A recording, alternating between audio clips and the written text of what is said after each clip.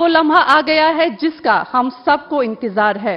अब मैं एलजी साहब से गुजारिश करूंगी कि वो चैनल का बाकायदा लॉन्च करेंगे और ये चैनल जम्मू कश्मीर, लद्दाख और हिमाचल के नाम वक्फ डेडिकेट करेंगे। आइए शुरू करते हैं countdown. 10, 9, 8, 7, 6, 5, 4, 3, 2, 1.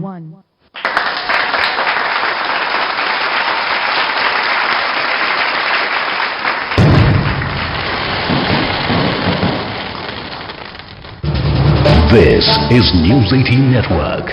You are watching News 18 Jammu, Kashmir, Ladakh, Himachal. News 18 Jammu Kashmir, Ladakh, Himachal के आगाज पर आप सभी को बहुत मुबारकबाद। साधना से जन्नत के अरमान तक, बदलती बयार, रबाब के रुख और सपनों के जहान तक,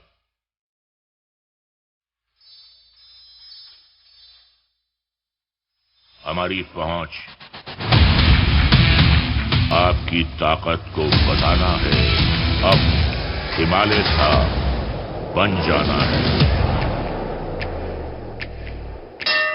मां वैष्णो के दरबार से डोगरा संस्कार तक, झूठ, तमाशा, सेवा, हाकिम हुक्काम के व्यवहार तक, पहाड़ों के पार जाकर हमारी पहुंच आपकी ताकत को बताना है। अब हिमालय सा बन जाना है। 21,000 फीट से ऊपर कंग्यास्ते में दम फूलता नहीं, फटता है। बस यहीं यहीं अपना हौसला आकर डटता है। बर्फ की वादी, देवताओं का घर, सीने की शोभा चीड़, देवदार, सिंधु के सबूत और महाभारत के साथ, ये शिव का ठिकाना है। पहाड़ों के पार जाकर हमारी पहुंच आपकी ताकत को बताना है। अब हिमालय सा बन जाना है। न्यूज 18 जम्मू कश्मीर, लद्दाख, हिमाचल के आगाज पर आप सभी को बहुत बहुत मुबारकबाद। अब मैं गुजारिश करूंगी जे.एंड के यूटी के लेफ्टिनेंट गवर्नर मोहतरम मनोज सिन्हा साहब से कि वो अपने तजुर्बात की रोशनी में हम सब की रहनुमाई करें और अपने खिताब से नवाजें। आली जनाब मनोज सिन्हा साहब।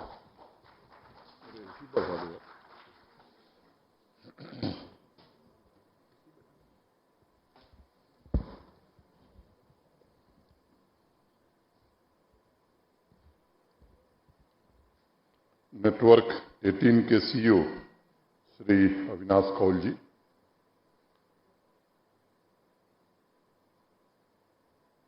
हिंदी नेटवर्क के सीईओ श्री करण सिंह जी, श्री ब्रजेश सिंह जी, नेटवर्क 18 तथा मीडिया फ्रेटर्निटी के सभी साथी, सभागार में उपस्थित सभी विशिष्ट अतिथिगण, देवियों, सज्जनों और मित्रों, आजादी के अमृत कालखंड में news 18 Jammu Kashmir, Ladakh, Himalaya satellite channel का लॉन्च देश के मीडिया फ्रेटर्निटी के लिए एक बहुत बड़ा उत्सव है।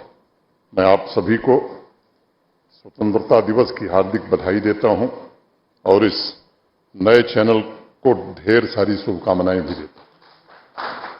मैं बात शुरू करूं उसके पहले डॉक्टर दर्शना अंद्राबी हैं, बहुत विद्वान हैं, 2-4 पंक्तियां कहकर मैं अपनी बात शुरू करता हूं। कुछ लोग तुम्हें समझाएंगे, कुछ लोग तुम्हें समझाएंगे, वो तुमको खौफ दिलाएंगे।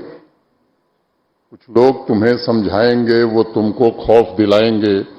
जो है वो भी खो सकता है, जो है वो भी खो सकता है। इस राह में रहबर हैं इतने।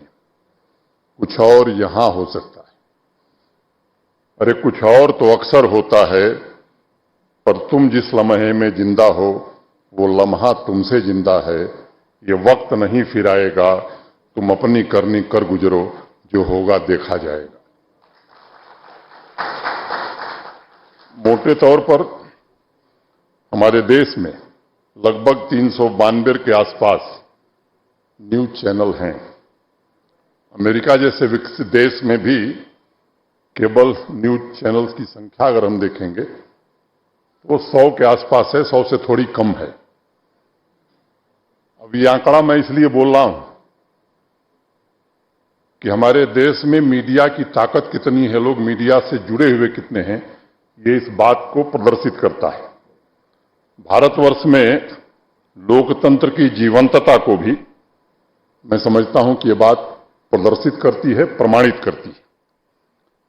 मैं इसे एक शुभ संकेत मानता हूं, अच्छा संकेत मानता हूं, जो हमारे राष्ट्रीय विमर्श में लोकतंत्र के चौथे स्तंभ, फोर्थ पिलर जिसे हम कहते हैं, के महत्व को दर्शाता है। आजादी के अमृत सरोवर में 4 अलग अलग भाषाओं में नागरिकों तक पहुंचने की इस पहल का भी मैं हृदय से स्वागत करता हूं। यहां आने के बाद थोड़ी बहुत डोगरी कश्मीरी सीखने की कोशिश की है। कुछ गलती होगी तो क्षमा करिएगा। अगर मैं डोगरी की मीठी भाषा में कहूं तो यह बड़े स्वागत जोग गल ए, और अविनाश कौल साहब की भाषा में कहूं या दर्शना अंद्रवी की भाषा में कहूं तो ये 6 अब खुशी हंज कथ, ये 15 भारतीय भाषाओं में पहले से ही, जैसा बताया गया मेरे पूर्व, कि नेटवर्क 18 प्रसारण कर रहा था। और मुझे विश्वास है कि आने वाले वर्षों में सभी प्रांतीय भाषाओं को शामिल करने के लिए यह नेटवर्क जरूर कदम उठाएगा। मित्रों, 40 साल के सार्वजनिक जीवन में समाज कल्याण की नीतियों, भ्रष्टाचार के खिलाफ मुहिम तथा देश के आर्थिक और सामाजिक सुधारों के एजेंडे को आकार देने में मीडिया ने बहुत ही महत्वपूर्ण भूमिका का निर्वहन किया है, और इसे मैंने करीब से देखा है। हमारी बहुत सी जन केंद्रित नीतियां, पॉलिसीज ऐसी हैं जिनमें प्रत्यक्ष या अप्रत्यक्ष रूप से, डायरेक्टली या इनडायरेक्टली, मीडिया का एक महत्वपूर्ण रोल रहा है, महत्वपूर्ण भूमिका रही है। और सभी विषयों पर उन्होंने एक वाइडर विचार विमर्श का स्पेस भी दिया है। हमेशा राष्ट्रीय जीवन के विभिन्न पहलुओं में मीडिया की स्क्रूटनी का मैं स्वागत करता हूं। ऐसी रिपोर्ट्स जो तथ्यों पर आधारित, फैक्ट्स को पवित्र मानता है, मैं समझता हूं सेक्रेड मानता है, वह न सिर्फ लोकतांत्रिक प्रक्रिया में महत्वपूर्ण भूमिका निभा सकता है, बल्कि यह सभी लोकतांत्रिक संस्थाओं को मजबूत भी करता है। और अगर मैं आजादी के 75 वर्ष पर नजर डालूं तो ऐसी बहुत सी घटनाएं हैं देश में, परिस्थितियां भी हैं, जब अच्छी रिपोर्टिंग, बैलेंस रिपोर्टिंग ने और अपनी कलम से पब्लिक ओपिनियन बनाने में पत्रकारों ने, मीडिया ने बड़ी भारी भूमिका का निर्वहन किया है। जो लोग वेस्टेड इंटरेस्ट की वजह से कुछ माहौल दूसरे तरह का बनाने का प्रयास करते थे, उन्हें बेनकाब करने का काम भी किया है। और इसीलिए मैं मीडिया के प्रति कृतज्ञ हूं, टीवी 18 के प्रति कृतज्ञ हूं, जिन्होंने पब्लिक काज के लिए निरंतर संघर्ष किया है। आजादी के अमृत कालखंड में मैं ये भी कहना चाहूंगा कि जब जब देश पर कोई बड़ा संकट आया है, लोकतंत्र पर कोई संकट आया है, हमारी देश की संप्रभुता और अखंडता पर संकट आया है, या उसको चुनौती दी गई है, तो इस हमारे देश की मीडिया ने सदैव एक महत्वपूर्ण भूमिका का निर्वहन किया है। अगर आजादी के आंदोलन को आप देखेंगे तो ढेर सारे पत्रकारों का नाम मैं ले सकता हूं, जिन्होंने, जहां हमारे राष्ट्रीय नेताओं ने, उस समय के हमारे महापुरुषों ने संघर्ष किया, वहीं पत्रकारों की भूमिका इतनी महत्वपूर्ण रही है जागृत करने में, जन जागरण में। आप कल्पना कीजिए, उस समय मीडिया की इतनी पहुंच नहीं थी। 8 अगस्त 1942 को मुंबई के टैंक मैदान में बापू भारत छोड़ो आंदोलन का नारा देते हैं, और 9 अगस्त की सुबह देश के कोने कोने में क्या नौजवान हो, क्या किसान हो, क्या महिला हो, क्या वकील हो, असंख्य लोग सड़कों पर निकल गए। कुछ इतिहास के पन्ने में दर्ज है, कुछ ऐसे गुमनाम लोग हैं जिनको देश नहीं जानता है। हर एक इलाके में पता नहीं कितने लोगों ने यूनियन जैक उतारा, तिरंगे को फहराया और अपने प्राणों की आहुति दी। ये एक ऐसा अवसर आया है जब ऐसे महापुरुषों को भी देश स्मरण कर रहा है और उनको देश के फलक पर लाए जाने की कोशिश कर रहा है। मैं मानता हूं कि जागरूक मीडिया का होना बड़ा जरूरी है, तभी सफल लोकतंत्र कायम रह सकता है, क्योंकि मीडिया एक पहरेदार के रूप में भी काम करता है। फ्रीडम ऑफ स्पीच का मैं पूरी तरह समर्थक हूं, विचारों की स्वतंत्रता में दृढ़ विश्वास भी रखता हूं। लेकिन एक बात हम सबको ध्यान में रखनी चाहिए कि जब संविधान सभा पर चर्चा हो रही थी और जब भारत का संविधान बना, तो हमारे देश के महापुरुषों ने, या मैं कहूं कि संविधान निर्माताओं ने, आर्टिकल 19(1)(a) में सभी नागरिकों को यह अधिकार दिया, लेकिन 19(2) में उन्हें कुछ रेस्ट्रिक्शंस भी लगाई, जिन्हें मैं कोई प्रतिबंध नहीं मानता हूं और मुझे लगता है कि कोई भी समझदार व्यक्ति उसे प्रतिबंध नहीं मान सकता है, बल्कि उसे मीडिया का कर्तव्य ही माना जाना चाहिए। विचारों की स्वतंत्रता ठीक है, लेकिन विचारों की स्वतंत्रता से अगर राष्ट्र का नुकसान हो रहा है तो मुझे लगता है कि वो एक फाइन लाइन जो है हम सबको ध्यान में रखनी चाहिए। और मैं आप सबसे निवेदन करूंगा, हमारा संविधान मौलिक अधिकार के साथ मौलिक कर्तव्यों की भी बात करता है, और मुझे लगता है कि अगर हम कर्तव्य का निर्वहन करेंगे तो अधिकार स्वाभाविक रूप से लोगों को प्राप्त हो जाएंगे। जब केवल अधिकार की बात करते हैं और कर्तव्य से च्युत हो जाते हैं, कठिनाई तब पैदा होती। विचारों की स्वतंत्रता से देश की मर्यादा का उल्लंघन कभी नहीं होना चाहिए, ये बात सबको ध्यान में रखनी चाहिए। उसकी संप्रभुता पर अगर आप के विचार से कोई आंच आती तो मैं समझता हूं ये विचारणीय विषय होना चाहिए। भारतवर्ष में विश्व के अन्य राष्ट्रों से ज्यादा फल फूल रहा मीडिया का लैंडस्केप इस बात का संकेत है कि यहां रिपोर्ट्स को अन्य देशों से ज्यादा स्वतंत्रता मिली हुई है, उनके विचारों को सही स्पेस भी मिला हुआ है। अनेक विदेशी रिपोर्ट पढ़िए। आजकल एक प्रोपेगेंडा चल पड़ा है कि भारत में फ्रीडम ऑफ स्पीच नहीं है। मैं जानबूझ करके इस विषय को यहां रखना चाहता हूं। इस झूठ का खंडन करना बड़ा आवश्यक है और मैं जिम्मेदारी पूर्वक ये बात कहना चाहता हूं। पिछले वर्ष मैंने 2021 में 27 अमेरिकन जर्नलिस्ट अमेरिका में डिटेन किए गए, चीन में 51 जर्नलिस्ट डिटेन किए गए, 25 जर्नलिस्ट टर्की में डिटेन हुए। भारतवर्ष में सिर्फ 7 जर्नलिस्ट डिटेन हुए और उन पर भी फेक न्यूज चलाने का आरोप है और वो प्रामाणिक आरोप है। यह आंकड़ा मेरा नहीं है और भारत का भी नहीं, बल्कि अमेरिकन सिविल सोसाइटी का यह आंकड़ा है। इसलिए जो सत्य है उसे लोगों तक पहुंचाना ये आवश्यक है, ये जरूरत है। मैं इस अवसर पर आप सभी का आह्वान करना चाहता हूं कि हम सभी को जर्नलिज्म के उच्च मानदंडों को बनाए रखना है और राष्ट्र निर्माण के काम में भी योगदान देना है। आजकल मीडिया के कई साथी जब मिलते हैं तो जम्मू कश्मीर को अलग अलग नजरिए से देखते हैं। कुछ दिल्ली से बैठ करके देखते हैं, कुछ यहां अपनी निगाह से और अपने चश्मे से देखते हैं। बहुत से लोग यहां कश्मीर घाटी में पिछले 3 दशकों से पत्रकारिता कर रहे हैं। उसमें से कई मित्र 2-3 दिनों से अनेक अवसरों पर मुझे मिले हैं और उन्होंने कहा साहब ऐसा परिवर्तन तो हमने पहले कभी नहीं देखा। कुछ लोग पुलवामा से लौटे थे, परसों मुझे मिले, कहे साहब ये तो किसी दूसरे कारण से जाना जाता था, अब तो यहां 10,000 लोग भारत का तिरंगा लेकर भारत माता की जय का नारा लगा रहे हैं। ये जो परिवर्तन है, इस परिवर्तन की बुनियाद पर भी हमें विचार करना चाहिए।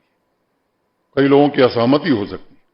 मैं स्पष्ट तौर पर मानता हूं कि इसकी नींव, इसकी बुनियाद 5 अगस्त 2019 को देश के प्रधानमंत्री और भारत की संसद ने डाला था। और आज घाटी अगर तिरंगामय हुआ है, वादियों में भारत माता की जय की गूंज आज सुनाई पड़ रही है, तो इसमें जम्मू कश्मीर के सभी नागरिकों का योगदान है।